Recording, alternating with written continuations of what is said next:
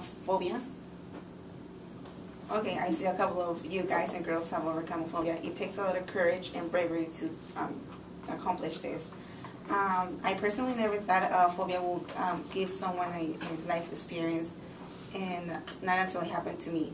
On September 5th of 2011, which was last year's Labor Day, I went to the urban city of San Francisco and I overcame my biggest fear, that is crossing over major bridges. I will tell you how my roommate at that time challenged me to cross the Golden Gate Bridge. Also, when I crossed the bridge, it was an experience of a lifetime. And lastly, I will tell you how this experience got me to be more confident, and not that always phobias can be very, you can gain a reward from it. Well, this is how my story got started. My roommate, she knew about my fear, and she decided to challenge me to cross the Golden Bridge. She said if I was to cross it, she will drive back, which 6-hour drive from San Francisco to my previous home, which was in Los Angeles, California. And at that moment, I froze. I took a moment and I said, you know what? I don't know if I would do this. I would like for you guys, if you can just take a moment to check out this Photoshop picture, which is very scary, right? So, you know, that's what it was going in my mind. But I needed to make a decision, and I did. And it was to cross the bridge, and, you know, she was very pessimistic. She's like, no, she's going to quit. But I decided to cross the bridge, and because I like challenges, so I wanted to overcome my fear. I can tell you that the moment I paid the toll and started entering the bridge, it was one of the greatest adrenaline rush I have ever felt in my life. My hands started sweating, and I started thinking negative thoughts that something like this was going to happen.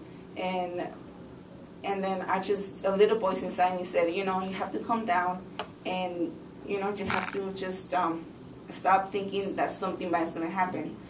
So slowly, I started to calm down, and it seemed like the world stopped, and then eventually played slow motion. And at that moment, I started appreciating the structure of the bridge, people walking, and then I turned to my right side, and there was the Alcatraz, and then to my right side was the beautiful city of San Francisco. So I said, this is not that bad. And at the end of the bridge, I saw a tunnel. Personally, I love tunnels, highway tunnels. When, I don't know if you guys did it when you guys were little, and hold your breath and make a wish. And that was my reward. So that's when I learned that phobias are not that bad. And you can learn from it, and you can either have a very pessimistic person or a very optimistic person, but at the end of the day, you're the one who decides whether you want to overcome your fears or not. And now that I can say I manage my phobia, this is the Virginia Bridge. It's called the Chesapeake Bay Bridge Tunnel. It has a tunnel that goes underwater, which I think is pretty cool, even though I'm managing my phobia, but I'm willing to do it.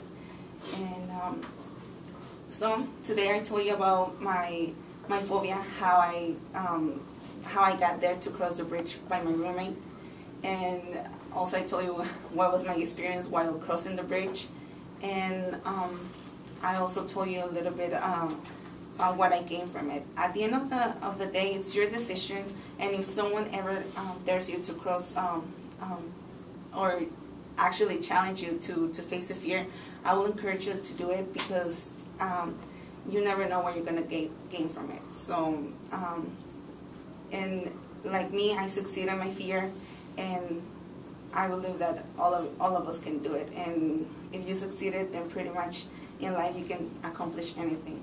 And this is how I overcame my fear.